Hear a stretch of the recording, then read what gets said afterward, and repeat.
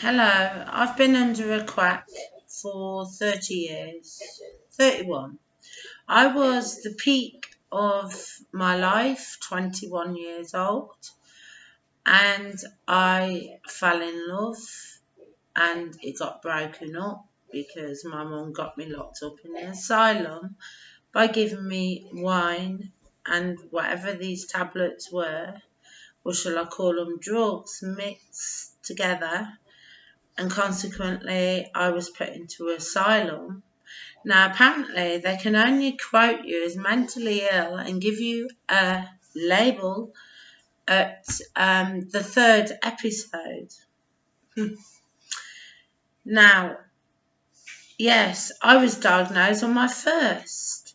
So I have been pumped up with drugs for 31 years now, and I am a surviving lab human rat. Yes, it's called gang stalking. This is the method they use to cause paranoia. Now, we all know that if you take, say, heroin, you will become dependent on heroin. It's all right while you're taking it, it's when you try to stop it. Hey presto, fireworks light, and your life is a living hell.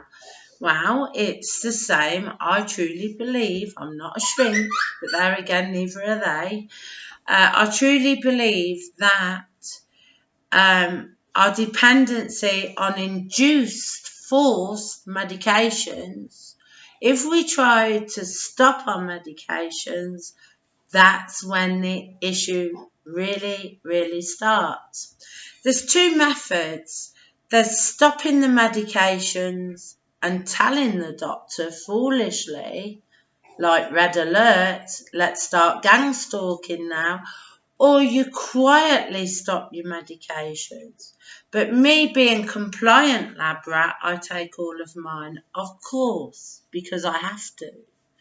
Now, I don't know, but I think slavery was abolished in, how many hundreds years ago?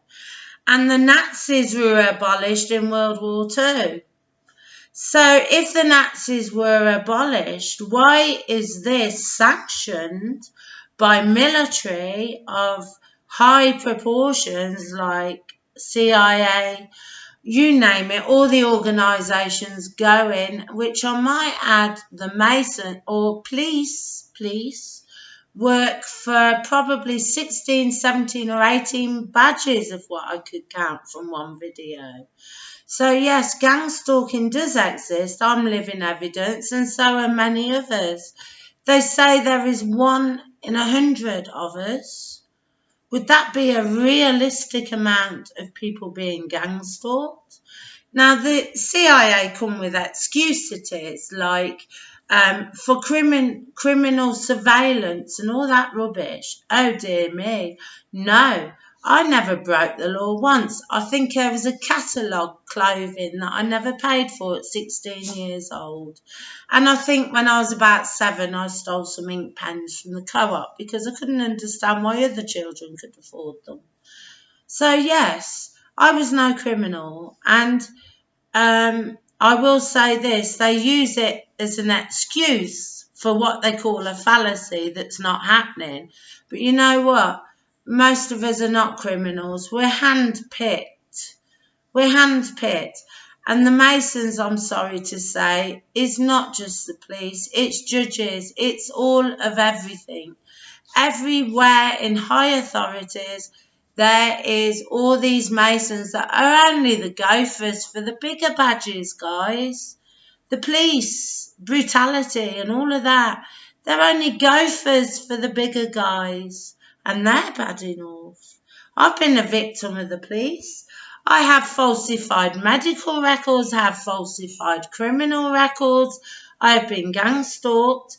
But the point is, I will say I've moved. So my eyes are open waiting for the next lot of gang stalking in my new address. And I don't know why they would bother with little me, because that's all I am, little me.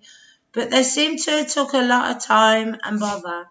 Now, I don't know who's responsible when there's about 12 high authorised badges. This attack could be coming as far as America from Obama.